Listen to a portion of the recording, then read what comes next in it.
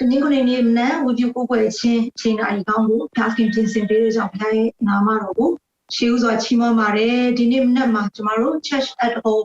Worship Service မှာပါဝင်နေကြတဲ့တင်းသူတင်းသားအယောက်စီတိုင်းနဲ့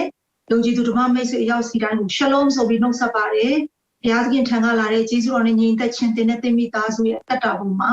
တက်ရောက်ဖို့ဘုရားကောင်းချီးပေးပါစေဒီနေ့ကျမနှုတ်ကပတ်တော်တစ်ပိုက်ဖတ်ကြားပါမယ်အိုငါဝိညာဉ်ထရဘုရားကိုချီးမွမ်းတော်ငါသည်အသက်ရှင်စဉ်အခါထာဝရဘုရားကိုချီးမွမ်းမည်ငါဖြစ်စဉ်ကာလပတ်လုံးငါ၏ဘုရားသခင်ကိုထောပနာသခြင်းဆိုမည်မင်းများမှစ၍မကယ်တင်နိုင်သောလူသားကိုကိုးစားကြသည်သူသည်အသက်ထွက်၍မြေသို့ပြန်သွားတတ်၏ထိုနေ့ချင်းတွင်သူ၏အကြံစီတို့သည်ပျက်စီးကြ၏ယာကုပ်မျိုး၏ဘုရားသခင်မဆတော်မူသောသူမိမိဘုရားသခင်ထာဝရဘုရားကိုမျှော်လင့်သောသူသည်မင်္ဂလာရှိ၏ဖတ်သွားတဲ့နှုတ်ကပတ်တော်ပေါ်မှာဘုရားကောင်းချီးပေးပါစေဒီနေ့ကျမတို့ချီးမွမ်းသောဘုရားသခင်ဟာလူမဟုတ်ဘူးလူလက်နဲ့လုပ်သောအရာမဟုတ်ပဲတဲ့ဘုရားခတ်သိမ်းကိုထိန်းချုပ်ပိုင်သားတဲ့ထာဝရဘုရားသခင်ဖြစ်ပါတယ်ဟာလေလုယာဒါကြောင့်မို့ဒီနေ့ကျမတို့ထာဝရဘုရားသခင်ကိုစိတ်နှလုံးကျွမ်းမဲ့ဉာဏ်ရှိသမျှအစွမ်းတည်းရှိသမျှနဲ့ရှိတဲ့နေရာကနေကိုးကွယ်ဖို့ရန်အတွက်အယောက်စီတိုင်းကိုကျမအနေနဲ့ဒီနေရာကနေနှိုးဆော်ခြင်းနဲ့ဒီနေ့မနက်မှာချီးမွမ်းကိုးကွယ်ခြင်းကိုဦးဆောင်ပေးမယ်ပါစတာလျံပြီးနေသူပြန်မျက်မှောက်တော်လေးကိုတူတူကတိုးဝင်ကြပါစို့ဟာလေလုယာအားလုံးမင်္ဂလာပါကျွန်တော်တို့အသက်တာထဲမှာအကောင်းမြတ်ဆုံးနဲ့အသာရဆုံးနဲ့အကြောင်းကိုပြန်ပြီးမှချီးမွမ်းခြင်းနဲ့ပြန်ပြီးမှဘုရားခင်မျက်မှောက်တော်ကိုတိုးဝင်ရအောင်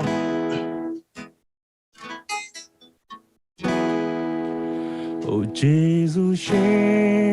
သခင်ဖယားကိုရောကိုခိုးလုံးတော်နေကအလွန်သားရတော်နေပေဒီအသက်ထဆုံးအောင်မေးပါမည်တာယာနေအပြင်းများကိုစေကြောတော်နေသခင်ယေရှုမဟာဂျေဇုချီးမွမ်းကြကုန်အသက်ထဆုံးတာယာနေအပြင်းများကိုစေကြောတော်နေအလိုတော်ကို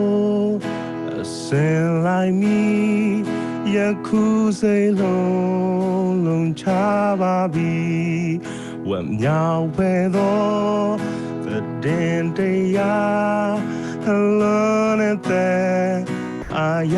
တကာတာယာနေအပြင်းများကိုစေကြောတော်နေသခင်ယေရှုမဟာဂျေဇုချီးမွမ်းကြကုန်အသက်ထဆုံးတာယာနေအပြင်းများကိုစေကြောတော်နေကြည်တော်အမှုကိုပြီးပါပြီလက်တော်သောကိုအပ်ပြီးပြီရှင်ယေရှုဒီကျွန်တော်သခင်ချမ်းမန်ကိုမှတ်ကြပါစေတာယာနေအပြင်းများကိုစေကြောတော်နေသခင်ယေရှုမဟာဂျေဇုချီးမွမ်းကြကုန်အသက်ထဆုံးတာယာနေအပြင်းများကိုစေကြောတော်နေငါစိတ်နှလုံးငြိမ်ဝဲပါစေမှန်သောအကျိုးကိုတွေ့ရပြီရှင်ယေရှုကိုမိဝဲခုံလုံးရှင်လန်းရမည်ကဘာမကုန်တာယာနေအပြင်းများကိုစေကြောတော်နေသခင်ယေရှုမဟာဂျေဇုချီးမွမ်းကြကုန်အသက်ထဆုံးတာယာနေ ပြင်းများကိုစေကြောသောနေ့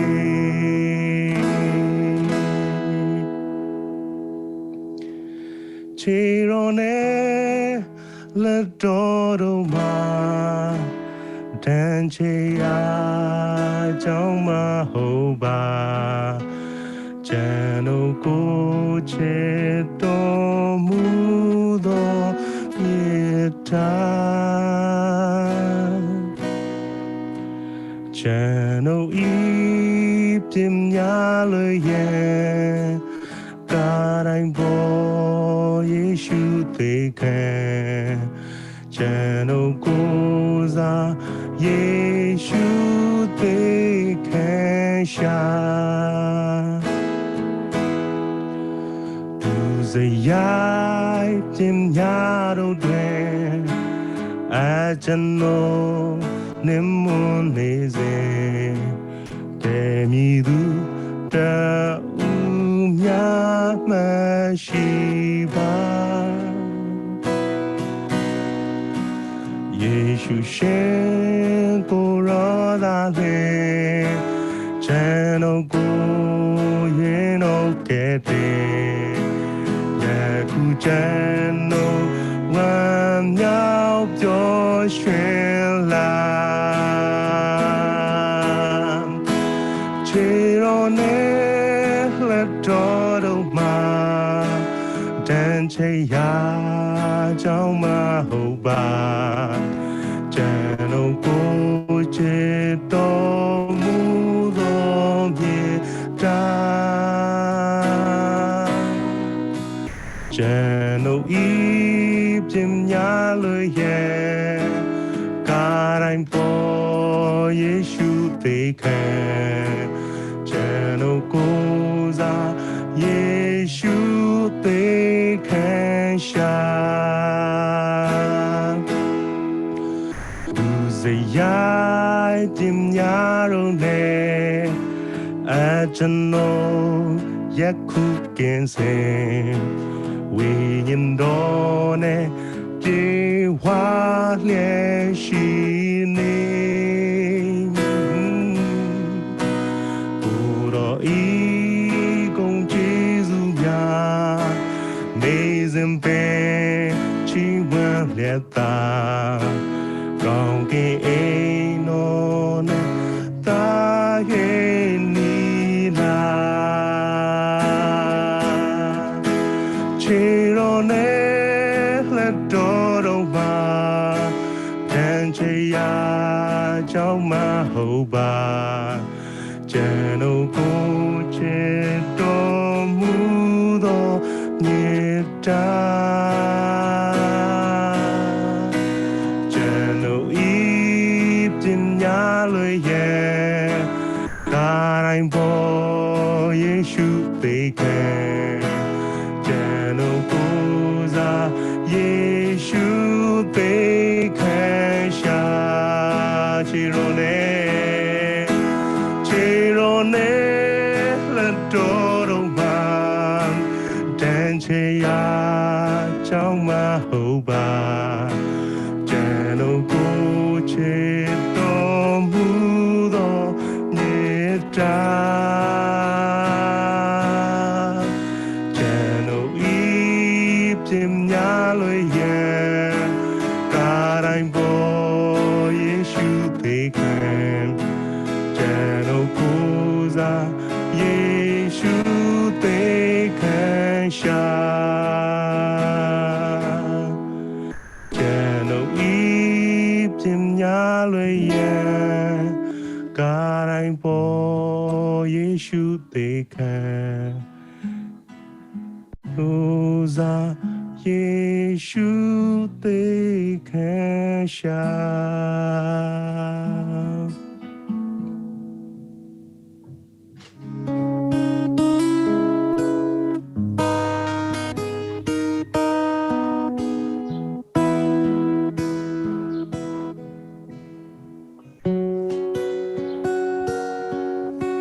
The king she I am, mother nation's own palm.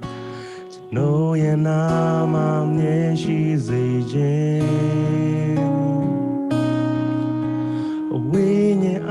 Apipe Singing Tetaya The Paredo Shimpan Chanoye Kon A Kuro Tushi Jenda Chanoye Namam Yeshi Zijin Say no logo I ain't the go be good ocean the bada the chado yarite the ke alo chenzo a tanta zone came near Moldova Nichin kanai mude, nyachin kanai midai, lambya muba opapeya. The kielo sanda, to know atun tempe. The king bone and lamo to know I. Kono yarite the kielo da lai mi nyamau dora ya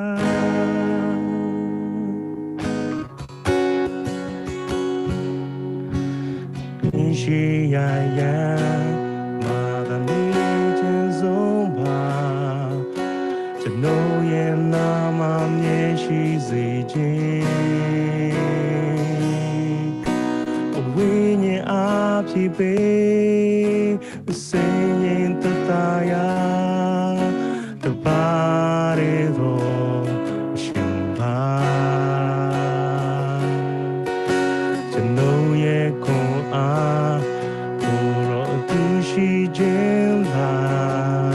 Chanoye Namam Yeshi Zijin Say no logo I ain't the go be good ocean the bada the chado yarite the ke alo chenzo a tenta zone the king Moldova Nichin kanai mude, nyachin kanai midai, lambya muba opapeya. The kielo sana, to know atun tempe. The kie bone and lamo to know I.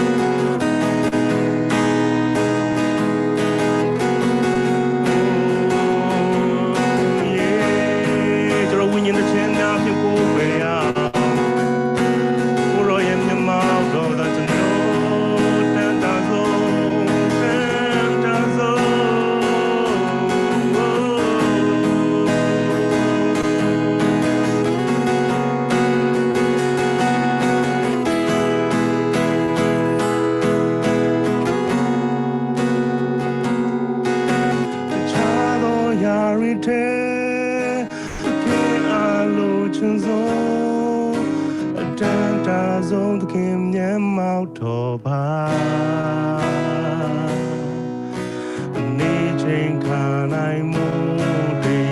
nyachin kanai midai, lambya muba opapeya. The kielo sanda, the no atun tempe, the kie bone and lamo to know I.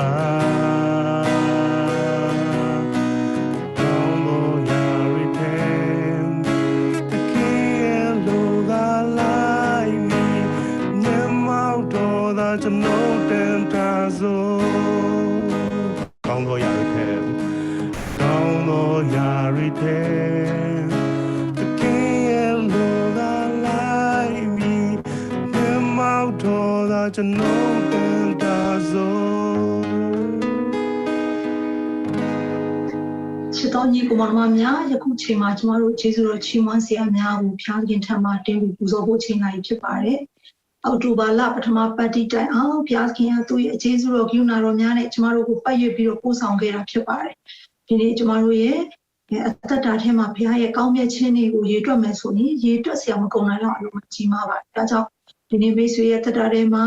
ကျေးဇူးတော်ချီးမွမ်းစရာတစ်စုံတစ်ခုရှိတယ်ဆိုရင်မိမိရှင်နေရာကနေလက်များကိုမြောက်ရတော်၎င်းဒူထောက်ရတော်၎င်းဘောနော်မိမိနှစ်သက်လို့ဖျားခင်ထံမှာစိတ်နှလုံးအကျွမ်းမဲ့နဲ့ကျေးဇူးတော်ချီးမွမ်းခြင်းကိုပူဇော်ကြရအောင်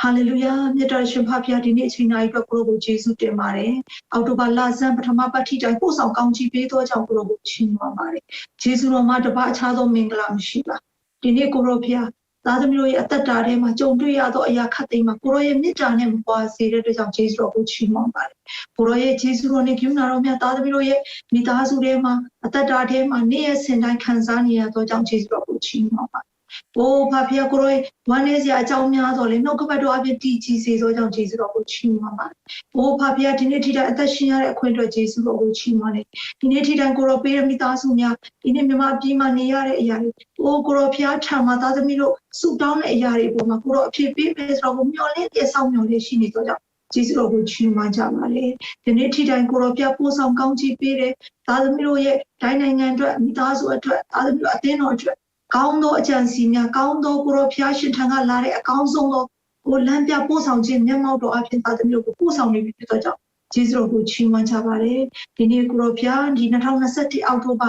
10လပိုင်းထိတိုင်ရောက်ရှိလာပြီဖြစ်ပါတယ်။ဒီနေ့ကိုရောရဲ့ပို့ဆောင်ခြင်းလမ်းပြခြင်းအတူပါရှိခြင်းကောင်းခြင်းမင်္ဂလာများအတွက်တင်လည်းပြီးတော့ကျေးဇူးတော်ကိုချီးမွမ်းကြပါတယ်။ခုချိန်မှာကျမတို့ရှိတဲ့နေရာကနေပြီးတော့ဆုတောင်းချက်တစ်စုံတစ်ခုရှိတယ်ဆိုရင်အတူတူပါဆုတောင်းဖို့အချိန်တိုင်းလေးယူသွားမှာဖြစ်ပါတယ်။ဒီမိတ်ဆွေတက်တာထဲမှာဆုတောင်းစေရဘုရားရှင်ထံမှာတစ်စုံတစ်ခုရှိတယ်ဆိုယုံကြည်ခြင်းနဲ့ကျမတို့ဆုတောင်းနေဆိုရင်ကျမ်းစာပြောပါတယ်။ယုံကြည်ခြင်းနဲ့ပထမပြုရဆုတောင်းသမျှကိုတင်လို့ရမယ်လို့ပြောတာဖြစ်ပါတယ်။ဒါကြောင့်မို့ကျမတို့ခုချိန်မှာအတူတူပါဆုတောင်းခြင်းချိန်တိုင်းလေးဆက်ယူသွားမှာဖြစ်ပါတယ်။ဟာလေလုယာမြတ်တော်ရှင်ဖခင်ယနေ့မှာကိုရောရှိတဲ့နေရာအသီးသီးကနေကိုရောကိုဆုတောင်းပတ္ထနာပြုနေသောသူရောက်စီတိုင်းအတွက်ကျေးဇူးတော်ကိုချီးမွမ်းပါတယ်။ဘိုးယနေ့မှာကိုရောဖျားသားသမီးတို့တယောက်ချင်းစီတိုင်းကကိုရောကိုခေါ်ကြပါတယ်။ကိုရောသားသမီးတို့ကိုလွန်၍မတော်ပါနဲ့။ကိုရောသားသမီးတို့ကိုကြော်၍မတော်ပါနဲ့။ကိုရောရဲ့မျက်နှာတော်အလင်းကိုဤတိုင်းနိုင်ငံမှာတွေ့တော်မူပါ။ကိုရောရဲ့မျက်နှာအလင်းကိုကျွန်တော်တို့ရဲ့အသင်းတော်မှာတွေ့တော်မူပါ။ကိုရောရဲ့မျက်နှာအလင်းကိုကျွန်တော်တို့ရဲ့အသက်တာပေါ်မှာထွန်းလင်းတော်မူပါ။ကိုရောဖျားကိုရောရဲ့ကြီးသောအမှုပြုခြင်းကိုရောရဲ့ကြီးမားသောအကြံစီများနဲ့ကျွန်တော်တို့ကိုဆက်ရွပို့ဆောင်ပါမိကြောင်းဆုတောင်းပါတယ်။ဒီနေ့မကြမ်းမာသောသူများအတွက်အထူးသတိရဆုတောင်းပါတယ်။အေရပေါ်မှာလဲနေသောသူများအတွက်အထူးပဲသတိရဆုတောင်းပါတယ်။ဒီနေ့မှာဘေးဒုက္ခအပေါင်းနဲ့ဒုက္ခစီအမျိုးမျိုးတွေမှာရှိနေသောသူတွေအတွက်ဆုတောင်းပါတယ်။ဒီနေ့ကျွန်တော်တို့တိုင်းပြည်ရဲ့အနာဂတ်နိုင်ငံရဲ့အခြေအနေအတွက်ဆုတောင်းပါတယ်။ကျမ်းမာရေးအတွက်ဆုတောင်းပါတယ်။စီးပွားရေးအတွက်ဆုတောင်းပါတယ်။ဒီနေ့အထူးသဖြင့်ကျွန်တော်တို့တိုင်းနိုင်ငံကိုကိုယ်ပြဒီနေ့မှာခန္ဓာစိတ်ဝိညာဉ်ကိုကယ်တင်ဖို့အထူးပဲဆုတောင်းကြပါတယ်။ဘုရားရှင်ဒီနေ့ဒီတိုင်းနိုင်ငံမှာရှိသောတန်ပေါင်း6000သောသူတွေရဲ့အသက်တာထဲမှာ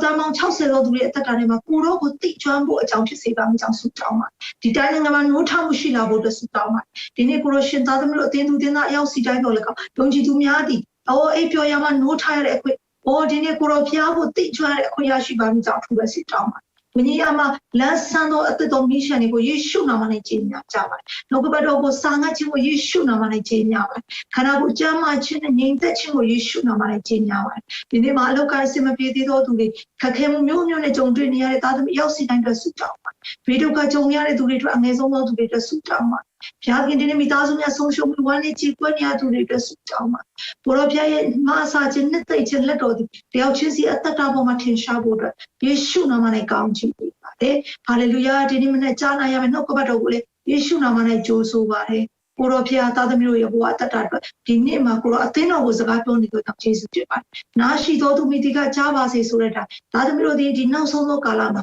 ကိုရောပြောသောစကားကိုကြားတတ်သောသူတွေဖြစ်ဖို့အတွက်ကောင်းချီးပေးတော့ပါချိန်တိုင်းနဲ့တတများကိုအနန္တနဲ့ကနာဇရက်မြတ်ယေရှုနာမကိုမြည်အစုလုံးစုံကိုတောင်းလျှောက်ကြပါဖပါဖြစ်အာမင်ဟာလေလုယာဖခင်ရဲ့နာမတော်ကိုချီးမွမ်းပါတယ်ကျွန်တော်တို့အသင်းတော်ရဲ့ကြွေးကြော်ဝန်ခံချက်ဖြစ်တဲ့2021ခုနှစ်ဒီကျွန်တော်မိသားစုအသင်းတော်နဲ့မြန်မာပြည်အတွက်အမှုသစ်အစပြုသောနေ့ဖြစ်ကြောင်း ယေရှုနာမ၌သုံးချိန်ကျွန်တော်တို့ကြွေးကြော်ဝင်ခံဖို့တယောက်စီတိုင်းကိုပြန်လဲပြီးတော့ဖိတ်ခေါ်ပါတယ်မိမိရှင်နေရာကနေယုံကြည်ခြင်းနဲ့ကျွန်တော်တို့ပြန်လဲဝင်ကြရအောင်2021ခုနှစ်ဒီကျွန်တော်မိသားစုအသင်းတော်နဲ့မြန်မာပြည်အတွက်အမှုသစ်အစာပြုသောနေ့ဖြစ်ကြောင်းယေရှုနာမ၌ကြွေးကြော်ဝင်ခံပြီး2021ခုနှစ်ဒီကျွန်တော်မိသားစုအသင်းတော်နဲ့မြန်မာပြည်အတွက်အမှုသစ်အစာပြုသောနေ့ဖြစ်ကြောင်းယေရှုနာမ၌ကြွေးကြော်ဝင်ခံပါ၏2021ခုနှစ်ဒီ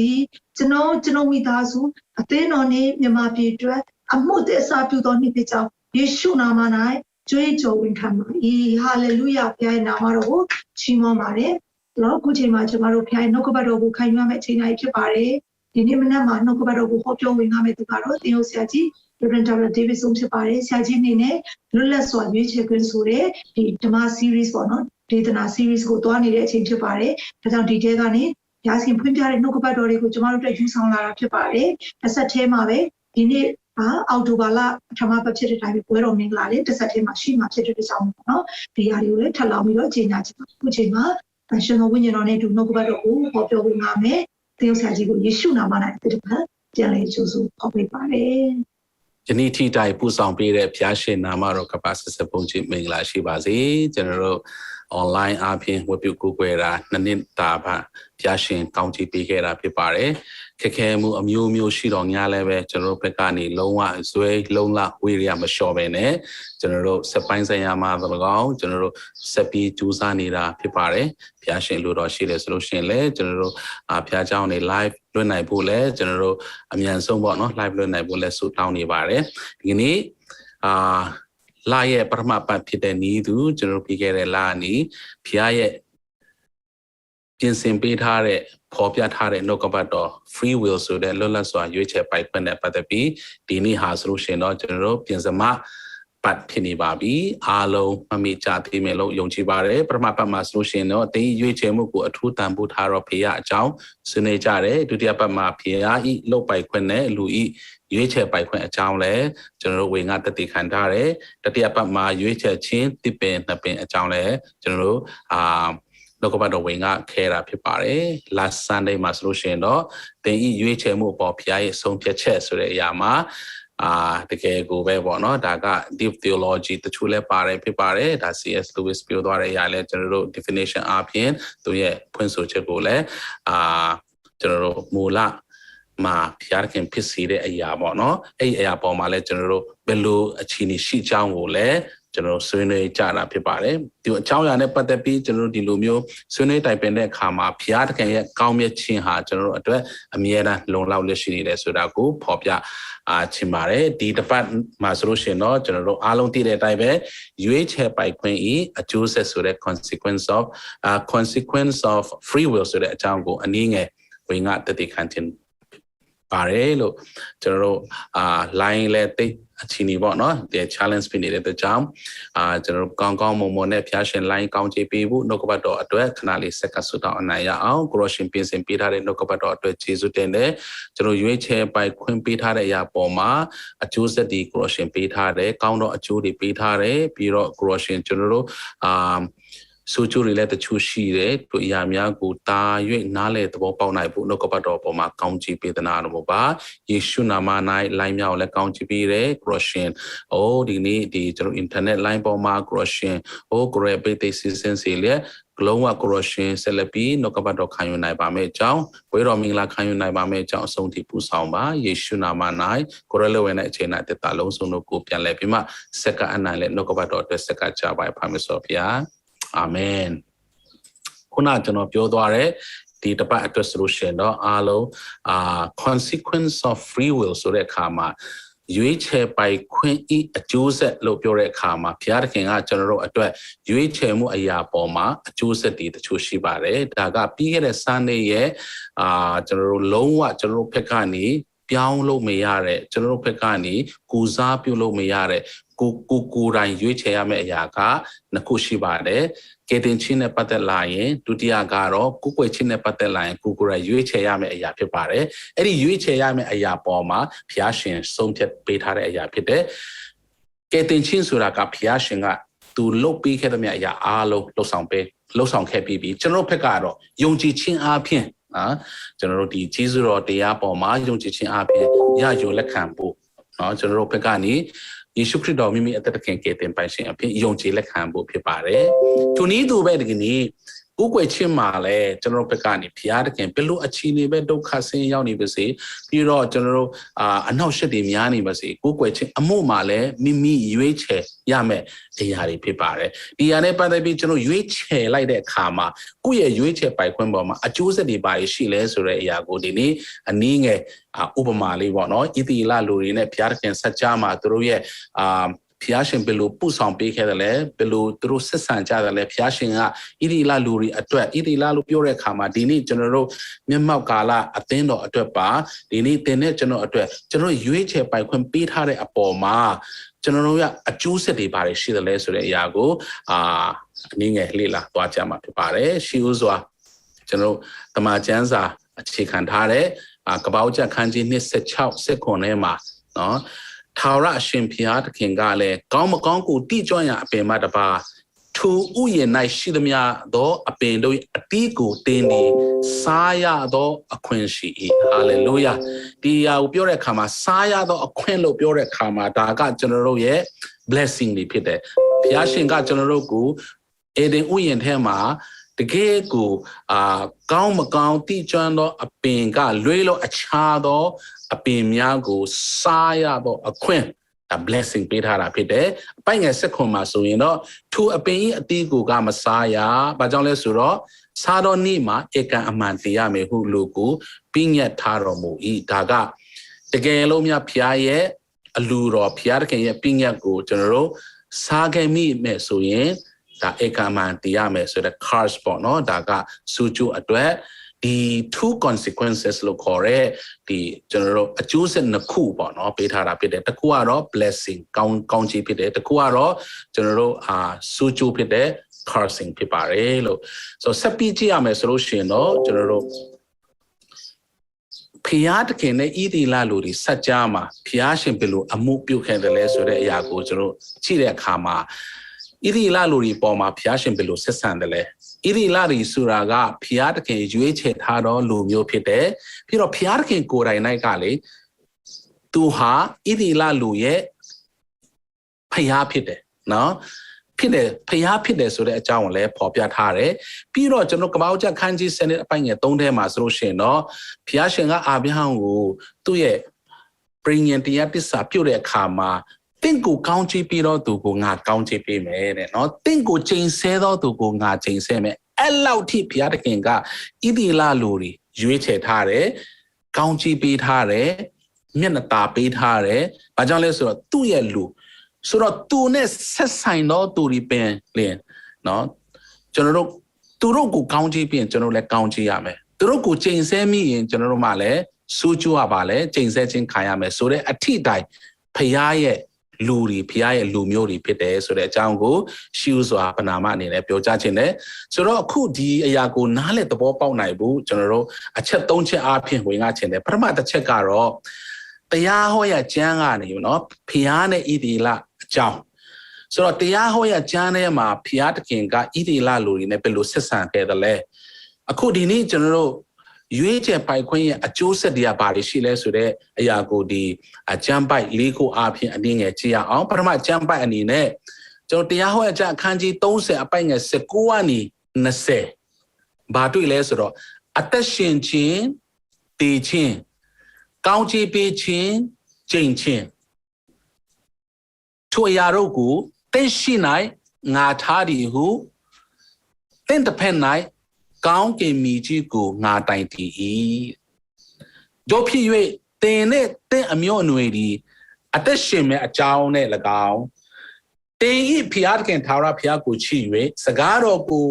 နားထောင်သဖြင့်အသက်ရှင်ခြင်းအကျိုးအသက်တာရှိခြင်းအကျိုးကိုပေးတော်မူသောကိုရောကိုစိတ်ကမြည်ဝဲမြည်အကြောင်းနဲ့၎င်းထာဝရဖျားသည်တင်ဤဘိုးဘေးအာဗြဟံဣဇက်ယာကုပ်တို့အားကျိန်တော်မူသောပြည်၌နေမည်အကြောင်းနဲ့ရှင်သောအသက်တရားကိုရွေးယူလောဟုဣတိလအမျိုးသားတို့အားဟောပြော၏ဒီနေရာမှာနော်အသက်တရားကိုရွေးယူလောအင်္ဂလိပ်စာထဲမှာဆိုလို့ရှိရင် I have set before you တင်းရဲ့ရှိမှငါထားတယ်တဲ့ဘာအကြောင်းထားလဲ life and death အသက်ရှင်ခြင်းနဲ့တည်ခြင်း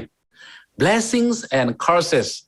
ကောင်းချီးပေးခြင်းနဲ့ကျင့်ခြင်းနော်ကောင်းချီးနဲ့ကျင့်ခြင်းကိုပေးထားတယ်တဲ့ဆိုတော့ကျွန်တော်တို့ပေးထားတဲ့အပေါ်မှာဘာကိုရွေးစီခြင်းလဲဆိုတော့ဘုရားသခင်ဣတိလလူတွေဘာကိုပြောလဲဆိုတော့ now choose life အသက်တရားကိုရွေးပါဆိုပြီးမှမောရှိခေါင်းဆောင်မောရှိထမ်းနေဣတိလလူအမျိုးသားလုံးကိုဘုရားရှင်ပြောထားတဲ့သတင်းစကားဖြစ်ပါတယ်ထိုနည်းသူပဲဒီနေ့ရွေးချယ်ခြင်းနဲ့ပတ်သက်ပြီးဘုရားကထူအမှုကြီးနှစ်ခုကိုပေးထားတယ်အဲ့ဒီအမှုကကျွန်တော်တို့ကတည်ခြင်းတရားရွေးမလားအသက်ရှင်ခြင်းတရားရွေးမလားကောင်းကြီးရမယ့်တရားအရာတွေရွေးရမလားကျင့်ချင်းနဲ့သက်ဆိုင်တဲ့အရာတွေရွေးရမလားဆိုတာကျွန်တော်တို့ရဲ့ရှိမှာဒါတွေအားလုံးချပြထားတာဖြစ်ပါတယ်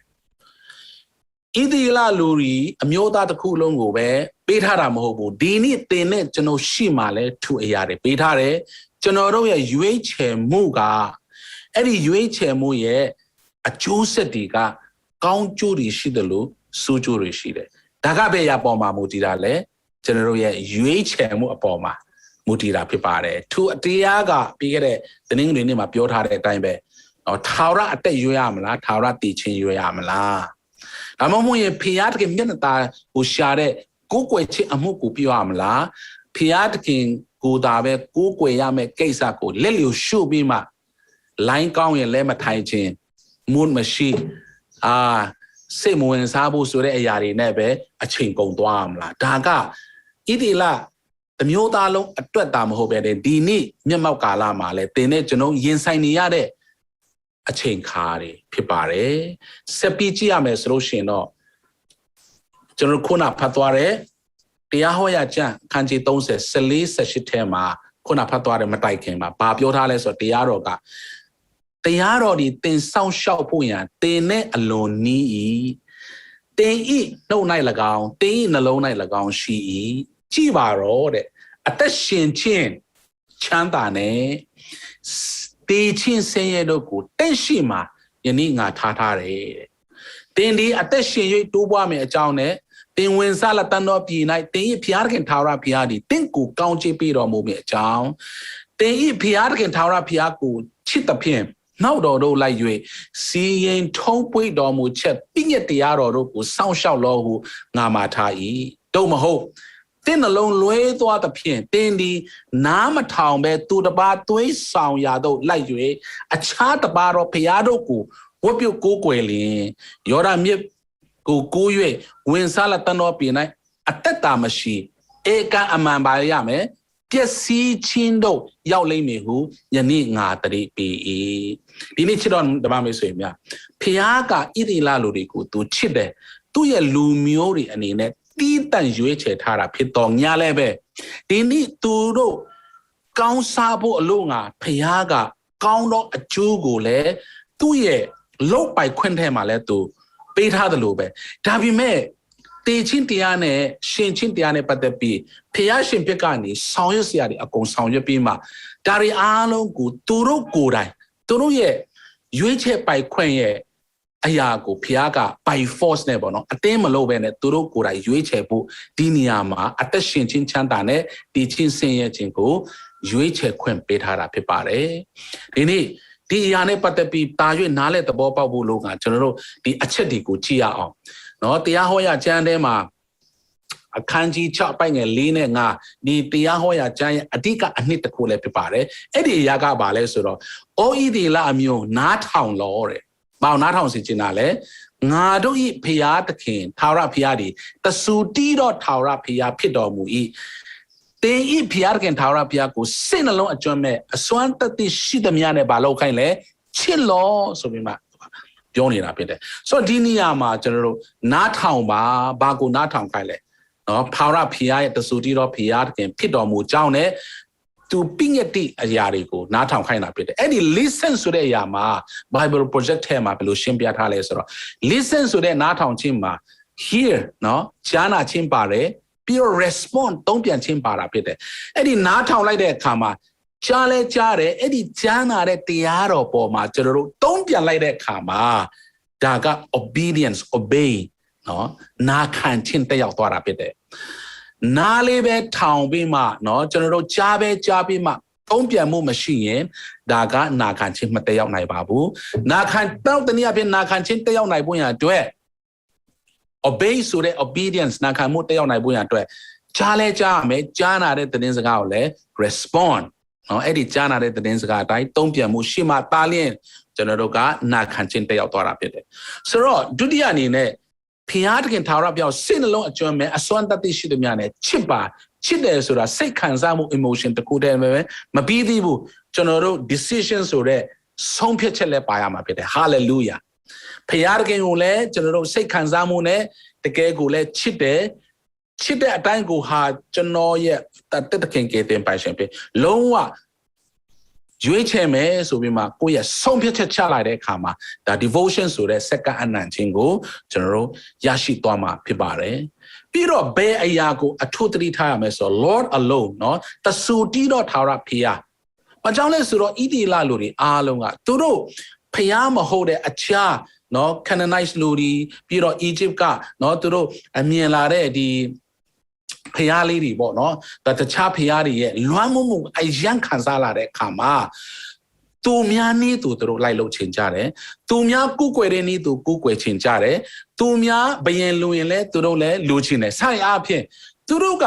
ဖျားကသူတို့ရဲ့ဖျားတကယ်ဖြစ်ကြောင်းဘလောက်အချိန်ခါပဲပြောဣတိလလူတွေကဒါနားမလည်နိုင်တဲ့အခါမှာဒီအရာကိုမောရှိအားဖြင့်ဣတိလလူမျိုးတမျိုးသားအားလုံးအတွက်ပေးထားတဲ့ဖျားတကယ်ရဲ့တရားနှုတ်ကပတ်တော်ပြည့်ညက်ဖြစ်ပါတယ်အဲ့ဒီအရာက Lord alone literally the Lord is one ဒါဖျားတဆူတည်းပဲဖြစ်တယ်တခြားဖျားဆိုတာကဒါကမှန်တဲ့ဖြစ်စစ်မှန်တဲ့ဖျားမဟုတ်ဘူးတကယ်ဖျားဆိုတာတဆူတည်းပဲမင်းတို့ရဲ့ဖျားငါပဲဖြစ်တယ်ဆိုပြီးမှဖျားရှင်ကတကယ်တိတိကျကျနဲ့ဒီနေရာမှာတက်တည်ခံထားတာဖြစ်ပါတယ်Israel လူတွေအနေနဲ့ဣသရေလလူတွေနဲ့သူတို့ဖျားတခင်ကိုအဲ့ဒီတဆူတီတော့ဖျားတခင်ကိုတာကိုးကွယ်ဖို့ရအတွက်တဆူတီတော့ဖျားတခင်ဖြစ်ကြောင်းကိုဒါထက်ခါပြောထားတာဖြစ်တယ်ဒီအကြောင်းအရာတွေပြောတဲ့အခါမှာဘယ်လောက်ထိသူတို့မှာနားဆွဲပြီးမှအသက်တာမှာဘယ်လောက်ထိစင်ချင်ရမယ်ဆိုတဲ့အကြောင်းပေါ့နော်အဲ့ဓာတွေကိုကျွန်တော်တို့ဆက်ပြီးဒီ Deuteronomy ဒီတရားဟောရာကျမ်းထဲမှာအခန်းကြီး6အပိုင်ငယ်6ကနေဆက်ပြီးကြည့်မယ်ဆိုလို့ရှိရင်ဘယ်လောက်ထိဘုရားရှင်ကသူတို့ကိုလိုချင်လဲဆိုတာကိုအနည်းငယ်ဒီနေရာမှာကျွန်တော်ဆက်ပြီးဖတ်ချင်တယ်အခန်းကြီး6တရားဟောရာကျမ်းအခန်းကြီး6အပိုင်ငယ်6ကနေစပြီးကျွန်တော်ဆက်ပတ်ချင်တယ်ယနေ့ငါမှာထားသောစကားကိုနှလုံးသွင်းရမယ်တဲ့သူစကားကိုသင်သားသမီးတို့အားကြိုးစား၍ဘာလုပ်ရမလဲတွင်တင်ရမယ်ပြီးတော့အိမ်၌ထိုင်လျက်နေသည်ဖြစ်စေခီး၌သွားသည်ဖြစ်စေအိမ်လျက်ထလျက်ရှိသည်ဖြစ်စေသူစကားကိုပြောရမယ်သူစကားကိုလည်းသင်၏လက်၌လက္ခဏာတက်တည်ဖို့ရ၎င်းသင်၏မျက်စိကြားမှာတင်းကျပ်ခဲ့သော၎င်းခြိထားရမယ်အိမ်တကားမြို့တကားတို့၌လည်းကြီးထားရမယ်ဘယ်နေရာသွားထာဝရဘုရားတဆူတည်းတော့ဘုရားတခင်ဖြစ်ကြောင်းသူ့ရဲ့စကားကိုနားထောင်မဲ့အကြောင်းနဲ့သူ့ကိုစိတ်နှလုံးအောင်ကြွမ်းမဲ့ညာရှိသမျှအစွမ်းတတ္တိရှိသမျှနဲ့ချစ်ဖို့ရအတွက်ဒါကဘုရားပြည့်ညတ်ထားတာဒါပြည့်ညတ်လို့ပြောတဲ့အခါမှာအခုနားလည်လွယ်အောင်တော့ဘုရားရဲ့အလူတော်ဒီနေ့မှာပြောထားတာဖြစ်ပါတယ်ဆိုတာကိုဒါဘုရားတခင်နဲ့ဣသရေလတွေရဲ့စัจ जा မှာဘုရားပြုတ်ခဲ့တဲ့အမှုတွေသူတို့ရဲ့ဆက်ဆံရေးသူတို့ရဲ့ဆက်နွယ်မှုကိုဒီလိုဖော်ပြထားတယ်ဆိုတော့ဒီနေရာမှာဖျားကအာနာမသုံးဘူးဖျားကစွပြမမလို့ဘူးဖျားကသူ့လူတွေကိုအထူးသဖြင့်ချစ်ပေမဲ့မျက်နှာတာပေးတဲ့အရာတွေရှိကောင်းရှိမှာပဲဒါပေမဲ့ဒီကေတင်ချင်းအကြောင်းတရားနဲ့ဖျားတခင်ကိုကိုးစားဖို့အကြောင်းနဲ့ကိုးကွယ်ခြင်းနော်ဘာလို့ဆိုဖျားကိုတဆူတီတော့ဖျားဖြစ်ကြောင်းဒါကိုကိုးကွယ်ခြင်းနဲ့ပတ်သက်ပြီးအကြောင်းအရာဖြစ်လာတယ်ဆိုရင်ပြီးခဲ့တဲ့တနင်္ဂနွေနေ့ကကျွန်တော်ဆက်ပြီးပြောထားတဲ့အတိုင်းပဲကျွန်တော်တို့ကိုယ်တိုင်ရွေးရမယ်ဒါကျွန်တော်ကိုယ်တိုင်ရွေးစီတဲ့အရာကဣတိလလူတွေဖျားရဲ့လူတွေကိုပေါ်မှာလဲဖျားရှင်ကိုယ်တိုင်ဒါပြောထားတဲ့အရာဖြစ်တယ်ဒါကြောင့်မို့တရားဟောကြားခန်းကြီး28တဲ့ထဲမှာယနေ့ငါဆင့်ဆိုသမျှတော့ပြည့်ညတ်တော်တို့ကိုတင်းဒီကျင့်ဆောင်ခြင်းကတင်းဤဖျားခင်ထာဝရဘုရားစကားတော်ကိုစိတ်နားထောင်ခင်ဒါ listen လဲပြန်ပါတယ်နော်တင်းဤဖျားခင်ထာဝရဘုရားလူမျိုးတကာတို့တဲ့တင့်ကိုချီးမြှောက်တော်မူမည်ဆိုတော့ဖျားရဲ့ပြောစကားကိုနားထောင်တော့သူတိုင်း obedience obey listen နားထောင်တယ်ဆိုတာကဘာလဲကြားလဲကြားတယ်ပြီးတော့ကျွန်တော်တို့အနေနဲ့ နားလဲဂျာနာယုံတာမကကျွန်တော်တို့ဆက်လက်ပြီးမှဘာလုပ်ရမလဲဂျာနာချင်းတကူတည်းပဲမဟုတ်ဘူးကျွန်တော်တို့ကနာခံချင်းအပြည့်အဝနဲ့เนาะ respond အပြင်ဆက်ပြီးလုပ်နိုင်မှာဖြစ်ပါတယ်လို့ hallelujah ဒါကြောင့်မို့ဒီနေ့ဖျားတခင်ရဲ့ဂုဏ်ကျေးဇူးတော်ကိုလှုပ်ဆောင်နိုင်ဖို့လို့ငါဖျားရဲ့လူရီစัจ जाမှာအထူးသဖြင့်သူ့ရဲ့ဖျားတခင်လူဖြစ်တဲ့ဣတိလလူတွေနဲ့ဆက်နွယ်တဲ့နေရာမှာ salvation ကတဲ့ခြင်းအကြောင်းတရားနဲ့ဖျားကိုကိုးကွယ်မဲ့တဆူတီတော့ဖျားတာအဓိကထားမဲ့ကိုးကွယ်ခြင်းနဲ့ပတ်သက်ပြီးဖျားကသူ့ရဲ့လူတွေပေါ်မှာလဲကိုယ်တိုင်ရွေးချယ်ခွင့်ပေးထားတယ်အခုတရားဟောအကြအခန်းကြီး28တဲ့ပေါ်မှာတက်ရောက်လက်တန်းတော်ကောင်းကြီးမင်္ဂလာများဟုမူကားဒါနားထောင်ခြင်းအမှုနော်ပြီးတော့အပိုင်ငယ်10မှာယနေ့ငါဆင့်ဆိုတော့တင်ဤဖျားခင်သာရဖျားစီရင်ထုံးဖွဲ့တော်မူချက်အလုံးစုံတို့ကိုကျင့်ဆောင်ခြင်းကစကားတော်ကိုနားမထောင်လေ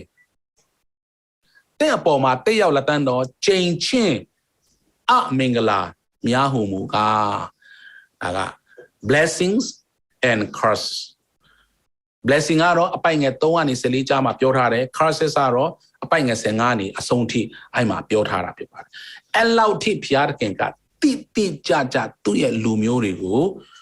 တေချာမာထားတယ်တေချာလဲဖွင့်ပြထားတာဖြစ်ပါတယ်နားလည်နိုင်ဖို့ဖျားရှင်ကောင်းချီးပေးပါစေထိုနည်းသူပဲကျွန်တော်တို့ရဲ့ရှေ့မှာလဲသူအတိုင်းဖျားရှင်ချပြနေတယ်သူ့ရဲ့လူမျိုးတွေတောင်မှဖျားကမျက်နှာตาမပေးဘူးဒီရွေးချယ်ခြင်းအမှုမှာ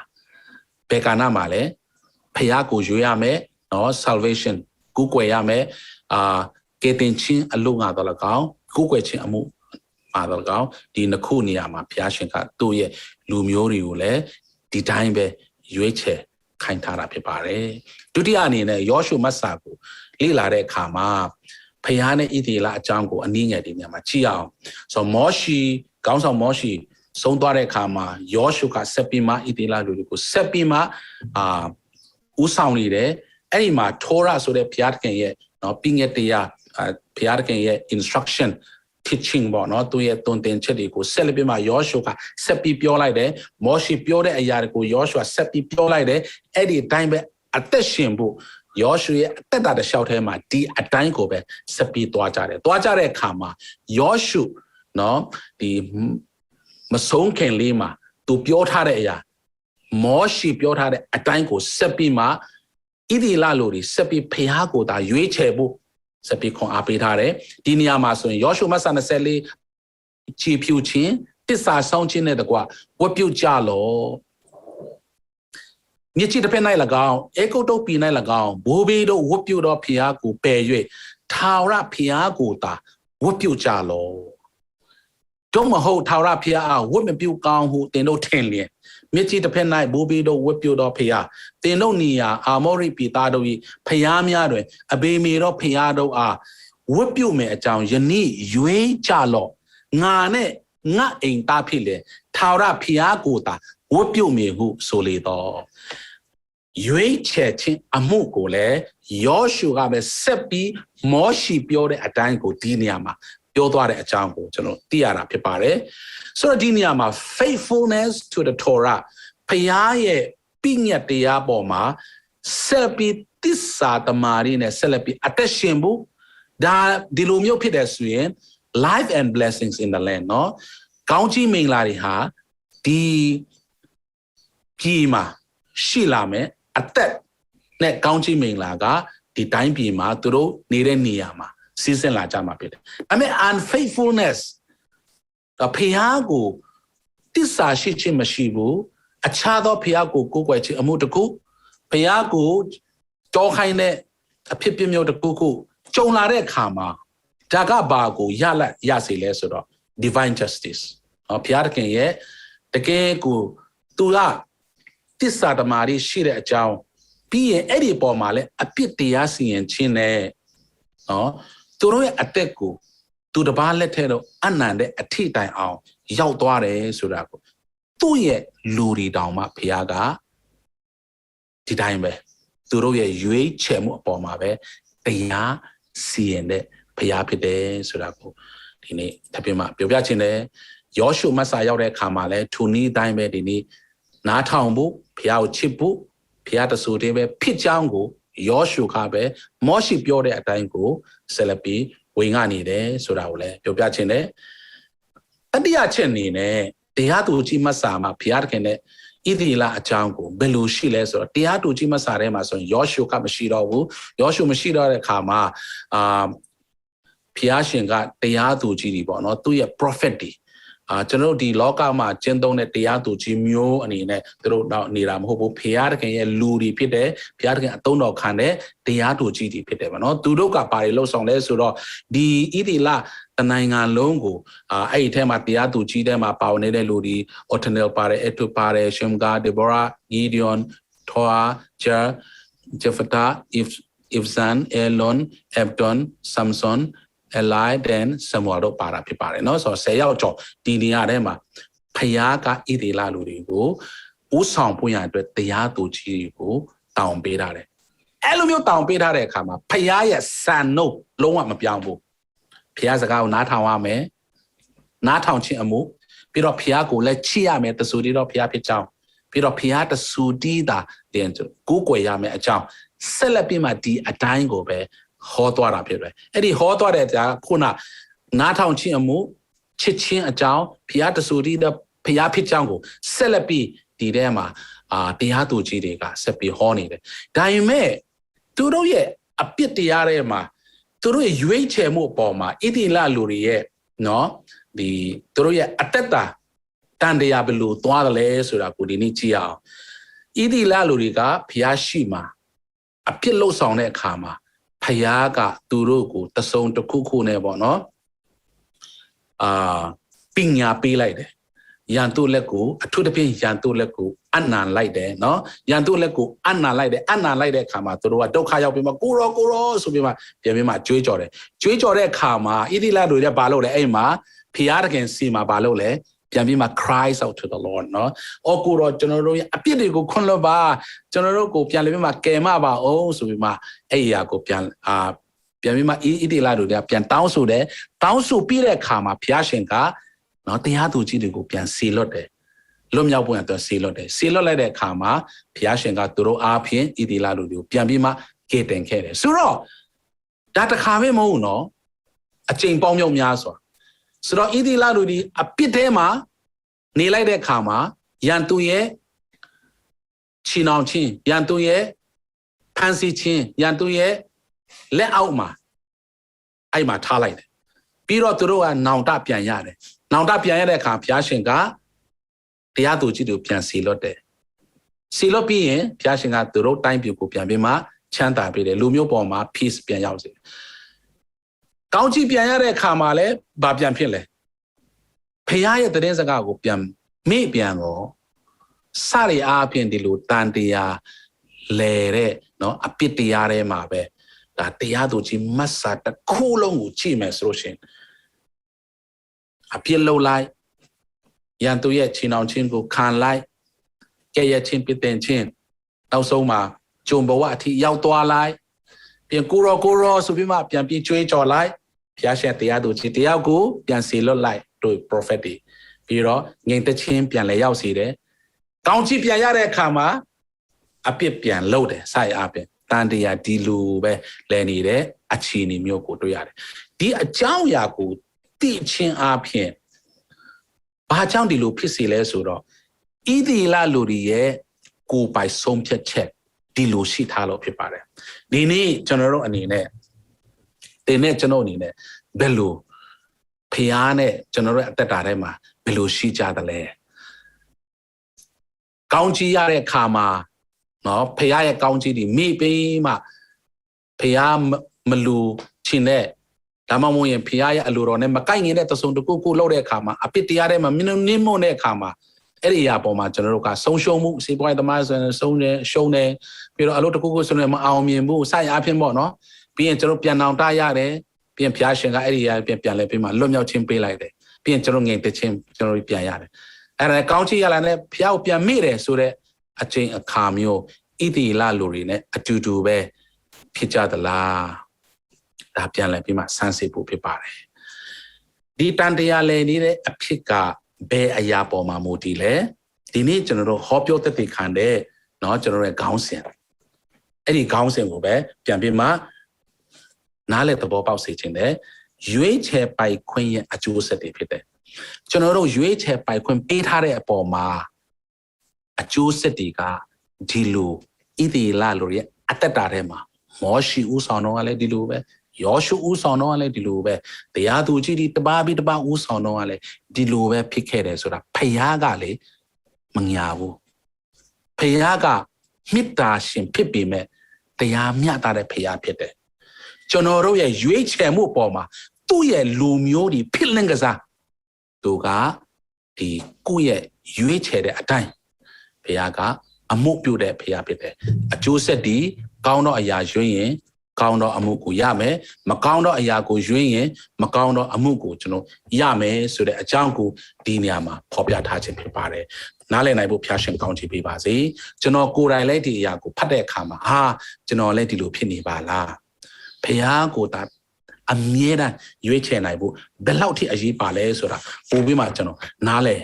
ရခြင်းဖြစ်ပါတယ်ဒါကြောင့်မို့ဒီနေ့ပြီးခဲ့တဲ့ Sunday မှာကျွန်တော်ပြောတဲ့အတိုင်း C.S. Lewis ရဲ့ Power of Pain ထဲမှာ Seminar Session ထဲမှာသူပြောတဲ့เนาะဒီ free will အကြောင်းနဲ့ပတ်သက်ပြီးဖယားတခင်ကအစွမ်းတကူတတိနဲ့ပြီးတဲ့အခါမှာအရာအလုံးအပေါ်မှာဖျိုင်းအာနာဆက်ရှိခြင်းဟာပင်ကိုအရာဖြစ်နိုင်ခြင်းအပေါ်၌ဒါတက်ရောက်ပြီးမှပင်ကိုအရာမဖြစ်နိုင်တဲ့အရာဆိုတဲ့အရာကပါလဲဆိုတော့ဖယားကမကယ်တင်နိုင်လို့မဟုတ်ဘူးဣတိလလူတွေမကယ်တင်နိုင်လို့မဟုတ်ဘူးသူတို့တည်ခြင်းတရားနဲ့ကင်းလွတ်အောင်လဲဖျားရှင်လုပ်နိုင်တယ်တုတ်တော်ညလည်းပဲဒီနေ့ပင်ကိုအရာမဖြစ်နိုင်တော့အရာဆိုတဲ့အခါမှာ salvation နဲ့ worship နဲ့ပတ်သက်ပြီးဖျားကိုချစ်ဖို့နဲ့တဆူတီတော့ဖျားတခင်ဖြစ်ကြောင်းဒီနေ့ပြီးတော့ကျွန်တော်တို့သူအရာတိုင်းကိုဖျားရဲ့အလိုတော်တိုင်းလိုက်နိုင်ဖို့အဲ့ဒီအရာကိုပဲဖျားဒီတန်ဖိုးထားတဲ့အတွက်ကြောင့်သူ့ရဲ့လူမျိုးတွေတောင်မှသူတို့ရဲ့ဆုံးဖြတ်ချက်ပေါ်မှာအကျိုးဆက်တွေတက်ရောက်စေတာဖြစ်ပါတယ်။တမိုင်းထဲမှာပဲဒါကြံနေတာမဟုတ်ဘူးလက်ရှိကျွန်တော်တို့ဆက်လက်ပြီးဒါတွေအားလုံးကြုံတွေ့နေရတာပါ။တင်နဲ့ကျွန်တော်လက်ရှိရွေးချယ်တဲ့အတိုင်းကြုံတွေ့နေရပါ။ဒါကြောင့် salvation ဖျားသခင်ကေတင်ချင်းအကြောင်းတရားနဲ့ပတ်သက်ပြီးဒီနေ့ခြေတော်နှမမျိုးစုများကြာဘူးနာဝဖြစ်ပြီးမဲ့ဖျားရှင်ဒီတင့်ကိုချစ်တယ်ဆိုတာယုံကြည်ပါဖျားသခင်ဒီတင့်ရဲ့တင့်ဘဝကိုတန်ဖိုးထားတယ်တင့်အထဲမှာရှိတဲ့ဝိညာဉ်ဟာစကြဝဠာတစ်ခုလုံးမှာရှိတဲ့အရာအလုံးထက်တန်ဖိုးရှိတယ်ဆိုတာကျွန်တော်တို့တမန်ကျမ်းစာထဲမှာတရားတော်ကဖော်ပြထားပြီးသားဒီနေ့သူအရှင်သခင်ပေးဆက်ခဲ့တဲ့အပြစ်ကြွေးတွေအလုံးဆက်ပေးခဲ့တဲ့ကေတင်ချင်းအမှုနဲ့ပတ်သက်ပြီးဒီနေ့ကျွန်တော်ရွေးချယ်ရအောင်ကျွန်တော်တို့ကိုးစားလုပ်ပေးခဲ့တယ်ကောင်းမှုကုသိုလ်နဲ့ကျွန်တော်တို့ကေတင်ချင်းမရနိုင်ဘူးရွှေငွေရတနာလည်းကျွန်တော်ဝယ်လို့မရဘူးကောင်းတာလုပ်ရင်ကောင်းတာရောက်မယ်ဆိုယုံလောက်နဲ့ဒီအကြောင်းအရာကိုကျွန်တော်မလုပ်နိုင်ဘူးဖယားသခင်ရဲ့ကေတင်ချင်းအမှုဖယားလုပ်ပြီးခဲ့တဲ့ကျွန်တော်မလုပ်နိုင်ခဲ့တဲ့အရာအားလုံးသူတရားရခိုင်တော့ဆောင်ရွက်ပေးခဲ့ပြီကျွန်တော်တို့တဘာပဲပြင်ဆင်ပေးလဲအခုကြားနာခဲ့တဲ့အရာကို respond တုံ့ပြန်ခြင်းအပြင် obedience နော်နာခံခြင်းနဲ့ทีทูယုံကြည်ခြင်းအပြင်ကျွန်တော်ထုတ်ခဲ့တဲ့ခြင်းကိုရရှိခံစားနိုင်မှာဖြစ်ပါတယ်ထိုနည်းတူပဲကိုးကွယ်ခြင်းအမှုမှာလည်းဘုရားတဆူတီတော့ဘုရားသခင်ဖြစ်တယ်ဘုရားသခင်သာလျင်ကိုးကွယ်ဖို့ရအတွက်ဒီနေ့ဘုရားကိုမကိုးကွယ်နိုင်ဖို့ဆိုတဲ့အခါဘုရားနေရာမှာတစုံတစ်ခုခုတန်ဖိုးထားခြင်းဟာဒါကရုပ်တုကိုးကွယ်ခြင်းဆိုတဲ့ဒီလက်ရှိမှာကျွန်တော်နားလည်သဘောပေါက်ဖို့ဖြစ်ပါတယ်ဘုရားနေရာမှာကျွန်တော်တို့တန်ဖိုးထားတဲ့အရာတစုံတစ်ခုခုရှိခဲ့တယ်ဆိုရင်ဒါတွေအားလုံးဖယ်ပြီးမှဘုရားကိုပဲကျွန်တော်တို့ကိုးကွယ်ကြဖို့တဆူတီတော့ဘုရားတာကိုပဲဒီနေ့ကိုးကွယ်ကြဖို့ယေရှုနာမ၌ခွန်အားပေးခြင်းပါတယ်နောက်ဆုံးအနေနဲ့ application အနေနဲ့ခုနကျွန်တော်ဖတ်သွားတဲ့နှုတ်ကပတ်တော်အတိုင်းကိုပဲဘာလုပ်ရမလဲကျွန်တော်တို့အနေနဲ့ဒီနေ့ရွေးရမယ့်အခါ choose life နော်အသက်တရားကိုပဲရွေးရမှာဖြစ်တယ် hallelujah အဲ့ဒီအသက်တရားကကျွန်တော်တို့အသက်ဖျားပေးထားတဲ့အရာတွေဖြစ်တယ်ဒါကြောင့်မို့တရားဟောကြားခန်းကြီး30အပိုက်ငယ်20ထဲမှာနောက်ဆုံးမှာ အသက်တရားကိုရွေးယူလောဒီနေ့ထိုအသက်တရားကိုရွေးခြင်းအပြင်ဘုရားသခင်ရဲ့ရှိတော်မောက်တို့တိုးဝင်ခြင်းအသက်တာကိုကျွန်တော်တို့အသက်ရှင်နိုင်ဖို့ရန်အတွက်မိမိရဲ့ရွေးချယ်တဲ့အတိုင်းကိုပဲဘုရားရှင်ကနော်အကျိုးဆက်တွေခံစေတဲ့အကြောင်းကောင်းသောအကျိုးကိုရွေးပြီးမှထိုကောင်းသောကောင်းချီးမင်္ဂလာရရှိခံစားနိုင်ဖို့အားလုံးပေါ်မှာဘုရားရှင်ကောင်းချီးပေးပါစေခုချိန်မှာကျွန်တော်ပွဲတော်မင်္ဂလာခံယူဖို့အချိန်ဖြစ်ပါတယ်ပွဲတော်မင်္ဂလာခံယူတဲ့အခါမှာလည်းအဲ့ပွဲတော်မင်္ဂလာဟာဘုရားသခင်လှုပ်ဆောင်ပေးခဲ့တဲ့အရာကိုပြန်လည်ပြီးမှအောက်မိတရေရဖို့ဖြစ်တယ်ကျွန်တော်ရဲ့ကောင်းမှုကုသိုလ်အဲ့မှာမရှိဘူးကျွန်တော်တို့လုံနိုင်စွမ်းမရှိဘူးဘုရားလှုပ်ပေးခဲ့တဲ့အရာကိုဒီနေ့ကျွန်တော်တို့ကဟုတ်ကဲ့ကိုတော့ကျွန်တော်အတွက်လှုပ်ဆောင်ပေးခဲ့တဲ့အတွက်ကြောင့်ဒီနေ့ကျေးဇူးတင်တယ်ဒါကြောင့်မို့ဒီနေ့သူပွဲတော်မင်္ဂလာအတွက်ကျွန်တော်အသက်တာကိုဒီနေ့ပြန်လည်ပြီးမှအသက်တာပြင်ဆင်တဲ့အခါမှာဘုရားလှုပ်ပေးခဲ့တဲ့အရာဘုရားသွန်လောင်းခဲ့တဲ့အသွေးတော်ချိုးဖဲခဲ့တဲ့ကိုယ်ခန္ဓာကိုပြန်လဲအောက်မိတရေရခြင်းအပြင်ဆက်လက်ပြီးကိုယ်ကွယ်ခြင်းအမှုပြုကြဖို့ယေရှုနာမ၌ဖိတ်ခေါ်ခြင်းပါတယ်။တမန်ကျမ်းစာတစ်ပိုက်ဖတ်လို့ပါတယ်။အကြောင်းမူကားတင်တို့၌ငါအပ်ပြီးသောအရာကိုသခင်ဘုရားထာ၌ငါခံရပြီ။ခံရသောအရာဟုမူကားသခင်ယေရှု၏ယံတို့လက်တို့အနံ့ချင်းကိုခံတော်နိညမှာမုန်းကိုယူ၍ဂျေဇုတော်ကိုချီးမွမ်းပြီးမှမုန်းကိုဖဲ့၍ဤမုန်းကားတင်တို့အဖို့လို့ငါချိုးဖဲတော်ငါ၏ကိုပြီးဤရွေစားကြလောငါကိုအောက်မိပွင့်ရဤတို့ပြုကြလောဟုမိန်တော်မူ၏ထိုနည်းသူညစာစားပြီးမှခွက်ကိုလည်းယူ၍ဤခွက်ကငါ၏အသွေး၌တည်တော်ပြင်တရားတည်ဖြစ်၏ဤခွက်ကိုတောက်သောအခါခါ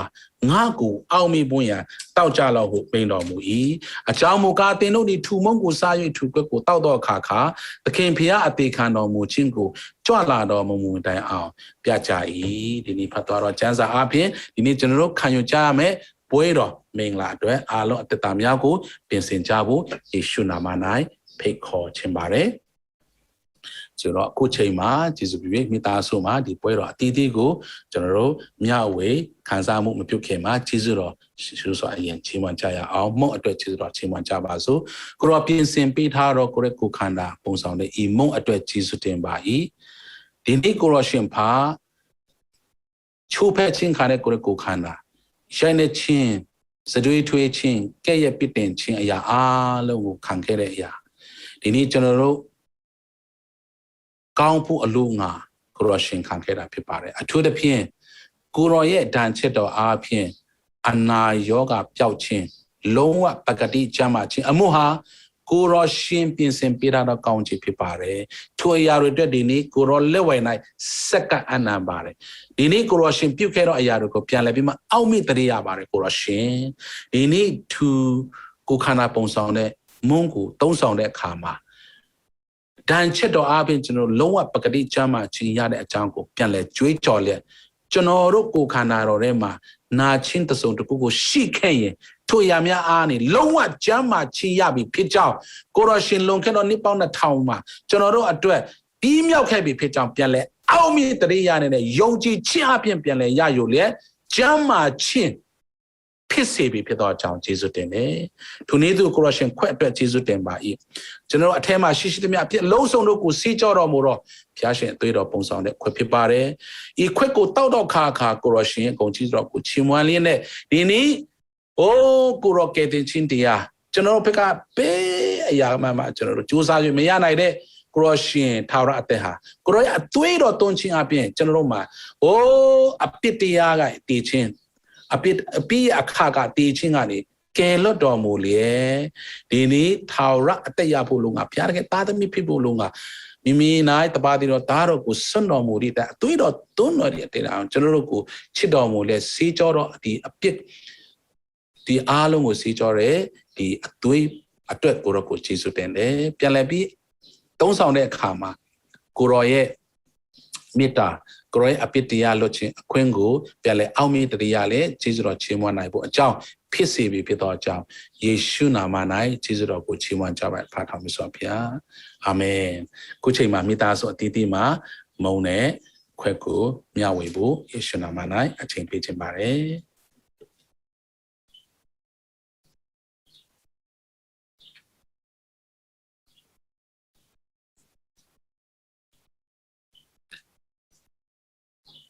မုံနဲ့ခွက်အတီးတီးရပြီဆိုလို့ရှိရင်ကိုချိန်မှာပွဲတော်မင်္ဂလာခံယူဖို့အချိန်ဖြစ်ပါတယ် อีมงกาเตโนผู้ลงอาชูเพรองาอีกูพีอีอยู่อยู่ซาจาโลงากูเอามีบุญญาด้วยพิวจาโลไม่นอมูดีได้ชูเพชิงคันเดคริดอยกูคันนาปงสองเดอีมงอัดด้วยจีซูรอปาวโนกูชิมวันบีตรุกว่าซาจามาซู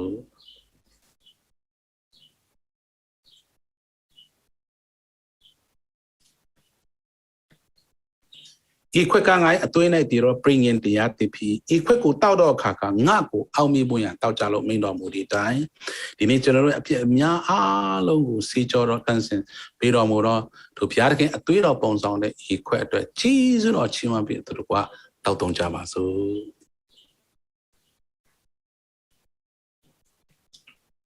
คู่เชื่อมาจนจีซูรอชิมวันบุพิเดกูรอปีท่าเดจามาเช่นตัวจีซูรอชิมวันบุพิเดกูรอปีท่าเราเอามีเช่นตัวจีซูรอชิมวันบุพิเดลอลลาสวายุ้ยเชไปควันปีท่ายาชิมปอมามิมีเยยุ้ยเชมูอปอมาอจูเสดีบาเลทาวระอัตยาชิมพิเดฮาเลลูยาเอริอจูเสดีจนล้มยาวชิมพิเดมิมียุ้ยเชมูปอมาอจูเสกาบาเลสุดจามาชิมพิเดนี่มาก้าวโนอายาเดกูจนมายุ้ยรอบา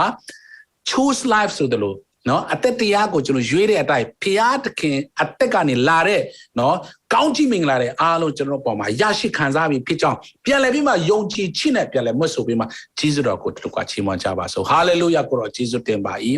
นี่กูรอพิวแค่นอยารุตัวจีสุเต็มเด้กูรอชินจนรออภิติยาเร่มาโอ้ชินี่เด็กเชิงขามามิมีอภิติยาจังกูรอชินมิมี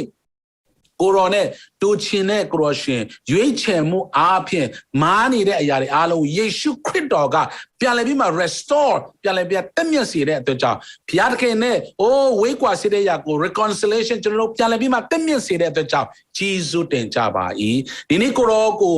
ยุ้ยเชชินหาอัตติยากูยุ้ยเชชินพี่ปาเร่กูรอกูยุ้ยเชชินดีโอ้กูรอชินพามิสวาพี่อาจำมาชินไปได้ยากูยุ้ยเชชินพี่เด้กูรอกูยุ้ยเชชินดีอามูอาลงในกูรอเนี่ยอดูตกูเช่าลำปีทาวระอัตติยาริตายเอาทีนี้เอาเมียนชินที่ยากูยุ้ยเชชินพี่เด้กูรอกูยุ้ยเชชินดีทาวระตายก้าวจียาไม่อายาริอาลงยุ้ยเชชินพี่ปาเร่ทีนี้จนเราอยากฟีลปีท่าเร่ปอมาอัตติยาเนี่ยแต่ใส่ดออายาริยุ้ยเชชินอาเพียงกูรอบุญโนเทนชาสินายดอตัวมีอาปีปูก้าวจีปีบาเมจ้าทีนี้กูรอปิ้วแค่ดอยารุแต่จีสุรกูเยซูนามันไอชิมวันเสตาเลี้ยอัตตาเมียวเปลี่ยนเลยสักอันนั้นจะไปผ่าทางมิสพิอาอาเมนอารมณ์ปอพิอาชินก้าวจีปีบาซีพี่อาเย่นกบัดโดนเนี่ยดูว่าเรามีกล่าวอุสองปีเลยที่อุตส่าห์จะทุบเจสุดเนี่ยทีนี้มันมานกบัดโดอาเพียงจมารู้อัตติพันก้าวจีขันซาเมลุจมายงจีเลยว่าเรามีกล่าวอาเพียงเลยพี่อาเย่เนี่ยมาโดนเลยมาจมารู้ตู้วิ่งวิ่งจังพี่อาเจสุดชิมวันเนี่ยแต่สัตย์ที่มาจมารู้ดูกว่าทีนี้ปีกันจีอาเพียงมันเนาะลูกลงมวยจีนอาเพียงพี่อาเป็นผู้กวยผู้เชียงรายที่ป่าเลยพี่อากินทำอะไรค่ะเล็กชี้ก็ตะเป็นเนี่ยมาเป็นเนี่ยเสตนาเซ็งเนี่ยจมารู้พี่อากูชิมวันเนี่ยเจสุดเนี่ยมาลงกันอยู่สองนาเลยผู้สอดตะการเลยเสพดูผู้อุติเลยยงจีจิงกรีดีเนี่ยพี่อากูกวยผู้เชียงรายที่ป่าเลยภาษาเลียนพี่อาเนี่ยสุดท้ายสกัดเป็นมันที่ป่าเลยสุดท้ายสกัดใจเอากูรอพี่อาเจสุเต็มเนี่ยทีนี้กูรออีนั่งเงินเนาะอัดด้วยแควกกูเกยเช่นลุงอาเพียงเส้นทางต่อแควกขันทางต่อเสบุตรบุญญาลุงเมียไปมันนอนในสาเสียชิเจงาดูต่อลุงญาเสียดายมุสลิมญาอัดด้วยไปกันเช่นลุงอาเพียงเส้นต่ออายามญาอาลุงกูรอเลยต่อเทมาสกัดอันนั้นมาเร่อียามญากูรอก้าวกันตะกากูเพิ่นเลยไปกันต่อตู้เย่เอ็นายากูรออีก้าวจีมิงลามญากูเย็ดด้วยยาต่ออควมไปบ้าแม่จังเลยสุดดาวมาอีทุกอย่างอัตโนมัติตอนนี้ในเรื่องกูรออลูรอชีดีอัตย์เสร็จอัตโนมัติในเรื่องสกัดอันนั้นจะบ่อีอลูรอเงียอาลงกูรอเล่ดอทมาสกัดอันนั้นเนี่ยกูรอเย่บ่งนอทินชาสีบุบเชื่อสีบ่าแม่จังเยชูนามากูมีสกัดอันนั้นจะบ่อีอาเมนทีนี้จมารู้เย่อลูรอเงียเสบุตรบุญญาเนี่ยเอาตีปนังเงียกูเป็นแม่น้องกูผู้สาวเจนสุริชินีที่มวยด้านนี้เนี่ยผู้สาวเจนสุริจมารู้ยังเตี้ยเสียจีบเด็ดเสียทีวีส่งชิมาปัสสาวะทีวีชิมาแต่ยาจมารู้ตัวอยากวิโรผู้สาวนั่งดูจมารู้เตี้ยน้อยพนักทิ้งเด็ดผู้สาวมาชิมาเลยจมารู้แต่ยาบุญมวยด้านเนี่ยป่าวเจนลุยลูกด้านเจนลุยอ่ะป่าวนั่งนี่สุริจังเนี่ยจมาตัดสักเด็ดจงยาจมาเลยวิโรเคปีรูวันนั้นวิฟมันนี่รู้อันนี้วิโรป่าวเจนเนี่ยนี่กูมันมาหยานี่เนี่ยเคปีนันบ้าวันนั้นตัวเนี้ยกูนี่งาลีติดกูชิชาวลี ကိုကျမတို့ပါဝင်လူဒန်းနိုင်နေဆိုတဲ့အကြောင်းလေးထပ်လောင်းပြီးတော့ကျမအနေနဲ့ဒီညကနေပူဇော်ခြင်းပါတယ်ဒီနေ့နှုတ်ကပတ်တော်အဖြစ်ကောင်းကြီးဖြစ်တဲ့နှုတ်ကပတ်တော်မျိုးစေ့ပါဝင်ခြင်းတဲ့သူများရှိရဆိုရင်ဒီနေ့ဒေသနာရှင်ရဲ့ KB ဖုန်းနံပါတ်ထဲမှာတိုက်ရိုက်ပါဝင်နိုင်နေဆိုတဲ့အကြောင်းပေါ့နော်အလူတော်ငွေများနဲ့ပတ်သက်ပြီးကျမအနေနဲ့ကြေညာခြင်းပါတယ်ကျမတို့ပုံမှန် Sunday နေ့မနက်7:00 နာရီတိုင်းမှာပေါ့နော်အသင်းတော်ရဲ့ Sunday worship service ကို online ကနေပြုလုပ်နေတာဖြစ်ပါတယ် internet နဲ့ wifi နဲ့ရတယ်ဆိုရင်နော်ကျမတို့ပါဝင်နိုင်ဖို့အကြောင်းဖြစ်ပါတယ်ဆိုတော့မနက်စောစောထားပြီးတော့ပြင်ဆင်ပြီးတော့အကောင်းဆုံးပေါ့နော်ကြောက်ပို့ပွင့်နိုင်ဖို့ဖျားရှင်ကောင်းချီးပေးပါစေကျမချင်းလည်းဖျားခင်ပေးနေတဲ့ကြောင့်ဖျားကြီးဆိုတော့ချီးမွမ်းနေဖျားနာခြင်းကျမရေးအတွက်လိုအပ်တာတစ်စုံတစ်ခုရှိတယ်ဆိုရင်ဒီ Grace Clinic မှာရှိနေတဲ့ဒေါက်တာစင်ပီဆရာမကြီးမိုင်ကျုံလို့ဆရာမဆန်လက်ပြမဆိုင်ရဆရာမများရှိမှအချိန်မရွေးပေါ့နော်ဖုန်းနဲ့ဆက်သွယ်ပြီးတော့ကျမရေးကုသဖို့ရန်အတွက်အကြံဉာဏ်များတောင်းခံနိုင်တယ်လိုအပ်တဲ့ဆေးဝါးတွေလိုအပ်တယ်ဆိုရင်အခါမဲ့တောင်းခံနိုင်တယ်ဆိုတဲ့အကြောင်းလည်းဒီညနေထပ်လောင်းပြီးတော့ကြော်ညာပေးချင်ပါတယ်ပြီးတော့အသင်းတော်ရဲ့ Children Church က Sunday နေ့လည်း2 နာရီမှာ Zoom ကနေပြုလုပ်နေတာဖြစ်ပါတယ်ဆရာမတွေအနေနဲ့လည်းတကယ်သစ္စာရှိစွာနဲ့ပေါ့နော်ဒီ COVID ကာလတွေကနေစပြီး2 နှစ်တာနီးပါးလောက်ရှိနေပြီ Zoom ကနေသူတို့သင်ကြားပေးနေသလိုကလေးသူငယ်တွေလည်းပါဝင်နေကြတာဖြစ်ပါတယ်ကျမတို့ဒီစေကျော်သက်တွေအတွက်လည်းပေါ့နော်ကျမတို့အတန်းအသစ်တွေလည်းလှုပ်ဆောင်နိုင်ဖို့အတွက်အသင်းတော်ပြင်ဆင်နေတာဖြစ်ပါတယ်ဒါကြောင့်မို့ဒီကျမတို့ရဲ့ Sunday School ကလေးတွေကိုလည်းမိဘများအနေနဲ့ပေါ့နော်သူတို့ရှိရမယ့်နေရာမှာပို့ဆောင်နိုင်ဖို့ရန်အတွက်လည်းကြောက်စီတာအားပေးခြင်းပါတယ်လူငယ်အချိန်ကတော့ Sunday ည8 နာရီမှာပေါ့နော် KY service က Zoom ကနေပြုလုပ်နေတာဖြစ်ပါတယ်လူငယ်မောင်မယ်များအနေနဲ့ KY service မှာလည်းပါဝင်ဖို့ဖြစ်တယ်ကျမတို့အသင်းတော်အနေနဲ့လူငယ်တွေလည်းများစွာဖျားခင်ကောင်းကြီးပေးထားတာဖြစ်တဲ့ကြောင့်ပေါ့နော်ဒီအားဖြင့်လည်းတကယ်တွားရောက်ပြီးတော့မြည်ဆန်းကြည့်တယ်ဆိုရင်မိသားအဖွဲ့တွေဆုံးကြည့်တယ်ကျမတို့ခွန်အားရတာဖြစ်တယ်လမ်းဆန်းချက်အသစ်နဲ့ဖျားခင်ကပို့ဆောင်ပေးရဆိုတာလေထလောင်ပြီးတော့အားပေးခြင်းပါတယ်အထူးကြော်ညာစရာအနေနဲ့ကျမတို့အသင်းတော်အနေနဲ့လည်းယခုချိန်မှာကျမတို့အသင်းတော်ကနှစ်ပေါင်းအများကြီးဆူတောင်းထားတဲ့ဖျားเจ้าမြေဆိုင်မြေနေရအတွက်ပေါ့နော်မြေခွက်အတွက်လည်းကျမတို့ရှာဖွေနေကြပြီဖြစ်ပါတယ်ပေါ့နော်သင်ရုပ်ဆရာကြီးဦးဆောင်ပြီးတော့ဒီသင်ထောက်လူကြီးတွေကကွင်းဆင်းပြီးတော့လေ့လာနေတဲ့ရှာဖွေနေပြီဒါကြောင့်ကျမတို့ဒီအသင်းတော်ပိုင်းဖျားเจ้าမြေခွက်မြေဆိုင်ပိမှန်အတွက်ဖျားเจ้าမြေခွက်ရရှိနိုင်ဖို့အတွက်ကျမတို့ဝိုင်းဝန်းပြီးတော့ပေါ့နော်ဆူတောင်းခြင်းနဲ့နောက်ကနေပံ့ပိုးဖို့ဖြစ်ပါတယ်ဒါကြောင့်ကျမတို့ဒီမြေခွက်ဝယ်ယူနိုင်ဖို့ဖျားခင်လမ်းဖွင့်ပေးဖို့အတွက်အံ့ဩဖွယ်မှုပြုဖို့အတွက်လည်းကျမတို့ဆက်ပြီးတော့တတိယဆူတောင်းပေးဖို့ဖြစ်ပါတယ်အသင်းတော်ရဲ့ခဲဆဲတွေကတော့အင်္ဂါဇာတပရိနေ့တိုင်းမှာရှိနေတယ်ဆိုတော့ဒီခဲဆဲည9 နာရီခဲဆဲတွေရှိတယ်တချို့ခဲဆဲတွေတချို့ကည8 နာရီမှာ Zoom ကနေလုပ်နေတာဖြစ်တယ်ပေါ့နော်ဆိုတော့ကျွန်မအနေနဲ့အားပေးခြင်းနဲ့ခဲဆဲတွေခုခဲဆဲနဲ့ကိုမလုပ်နိုင်ဘူးဆိုရင်နီးစက်ရကျွန်တော်တို့မြို့နယ်ခဲဆဲတွေမှာ Zoom နေနဲ့ပူပေါင်းပြီးတော့ပေါ့နော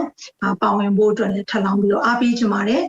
ဒီအချိန်မှာနောက်ဆုံးသောကာလနော်အဆုံးရောက်လို့တဲ့ကာလဖြစ်တဲ့ကြောင့်ကျွန်တော်တို့မိသားစုဖွဲ့ခြင်းနဲ့ခွန်အားယူဖို့ကိုယ့်ကိုတိဆောက်ဖို့အရေးကြီးပါတယ်ကျွန်တော်တို့အားရှိမှဝိညာဉ်ထဲမှာတိဆောက်မှပဲဒီလောကမှာနော်ဒုက္ခဆင်းရဲရောက်နေတဲ့သူတွေအတွက်ကျွန်တော်တို့တစ်ဖက်တစ်လမ်းကနေအားပေးခြင်းဆုတောင်းပေးခြင်းနဲ့ကိုညီမဆာခြင်းလှုပ်ဆောင်နိုင်မှာဖြစ်ပါတယ်ဒါကြောင့်ယုံကြည်သူတွေအနေနဲ့ကြံ့ကြံ့ခံနိုင်ဖို့အားရှိဖို့အထူးပဲလိုအပ်တဲ့မိသားစုတွေမှာလည်းကျွန်တော်တို့ခဲဆဲတွေမှာပေါင်းလို့ဖြစ်တယ်နေမကောင်းတဲ့မိသားစုတွေအတွက်လည်းအထူးပဲဆက်ပြီးတတိယဆုတောင်းပေးရအောင်အတင်းတော်တွေမှာနေမကောင်းတဲ့သူတွေပေါ့နော်အန်တီအားတေလိုမှာစာရွက်ဒီနေ့အထူးပဲတတိယဆုတောင်းပေးဖို့အားပေးခြင်းနဲ့ပြီးတော့အထူးကြော်ညာစရာကတော့လာမယ့်အပတ်ဟာဆိုရင်ဒီကမ္ဘာလုံးဆိုင်ရာဒီသင်းဥဆရာများပေါ့နော်ဟိုဂုဏ်ပြုတဲ့နေ့တစ်ခုဖြစ်ပါတယ် Pastor Appreciation Sunday ဖြစ်ပါတယ်ဒါကြောင့်မို့ကျွန်တော်တို့အသင်းတော်မှာလည်းဖျားခင်ပြင်ဆင်ပြီးတော့ဒီ pastoral ပေါ့နော် staff pastoral ministry မှာပါဝင်နေတဲ့သင်းဥဆရာမှုဆောင်နေတဲ့အမှုတော်ဆောင်4 ဦးရှိပါတယ်ပေါ့နော်ဆိုတော့ကျွန်တော်တို့ဒီလာမယ့်အပတ်မှာဆိုရင် Pastor Appreciation ဖြစ်တဲ့ကြောင့်မို့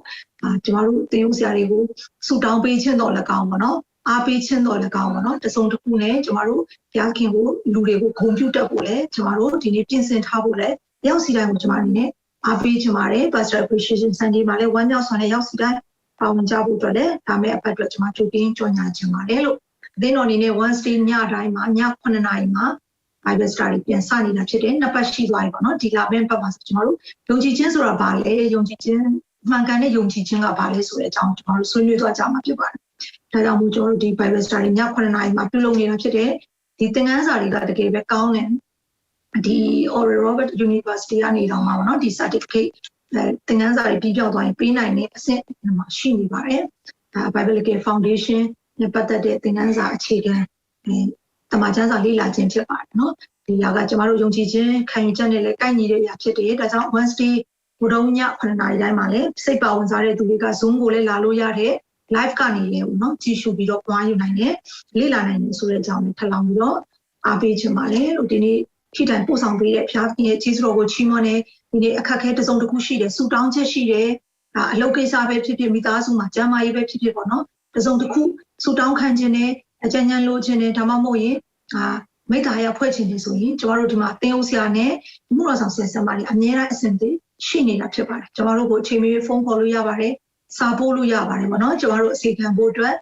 အဆင်သင့်ရှိနေပါတယ်ဆိုတဲ့အကြောင်းလေးထပ်လောင်းပြီးတော့အားပေးချင်ပါတယ်လို့ဒီနေ့မနက်မှာ live ကနေပါဝင်နေတဲ့သူရောက်စီတိုင်းကိုပဲအထူးပဲကျေးဇူးတင်တယ်ဖျားရှင်ကအသက်တပံကောင်းချီးချပေးပါစေအခုချိန်မှာကျမတို့တင်ဆရာကြီးရဲ့နောက်ဆုံးဆုတောင်းကောင်းချီးပေးချရပြီပေါ့နော်ဒီနေ့မနက်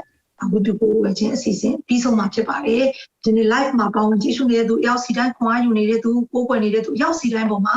ဖျားခင်ကအော်တိုဘာလတစ်လတာလုံးမှာခါမြောက်မခံစားဘူးတဲ့အမှုတစ်တွေနဲ့ဖျားခင်ကကောင်းချီးမင်္ဂလာအသက်တွေနဲ့ပို့ဆောင်ဖျားရှင်တပံကောင်းချီးချပေးပါစေအာမင်အာမင်ဆုတောင်းကြပါစို့ဒီနေ့နှုတ်ကပတ်တော်ကြားနာတဲ့အတိုင်းအသက်တရားနဲ့ဆိုင်သောအရာများကိုရွေးချယ်တဲ့နေရာမှာကိုရဲ့နှုတ်ကပတ်တော်ကိုကြားနာယုံတာမကတုံးပြန်တတ်တော်သူများဖြစ်ခြင်းအပြင်နာခံခြင်းအသက်တာကိုရှောက်လာနိုင်ဖို့လိုငါတော်၎င်းဖျားကိုကျွန်တော်တို့စိတ်ခံစားမှုတစ်ခုတည်းပဲချစ်နိုင်တော်သူမဟုတ်ဘဲနဲ့တကယ်ဆုံးဖြတ်ချက်နဲ့တကယ်ကို devotional life အသက်တာနဲ့သက်ရှင်နိုင်တော်သူများဖြစ်ဖို့လိုငါတော်၎င်းတဆူတီတော်ဖျားကိုရွေးချယ်ပြီးထိုတဆူတီတော်ဖျားကိုသာကိုးကွယ်ခြင်းအသက်တာနဲ့ရှောက်လာနိုင်ပြီးထိုအရာများကျင့်သုံးခြင်းအပြင်အသက်တရားကိုရွေးချယ်နိုင်တော်သူများအလုံးဖြစ်ဖို့လိုငါအဖခမည်းတော်၏မိတာတော်ဒါတော်ယေရှုခရစ်ကယ်တင်ခြင်းဆုကျေးဇူးတော်နဲ့တန်ရှင်တော်ဝိနော်ဖျားလမ်းပြပူဆောင်ခြင်းဒီနေ့ online worship မှာပေါင်ကြတဲ့တာမြောက်ခြင်းစီတိုင်းအပေါ်နဲ့တလကောင်း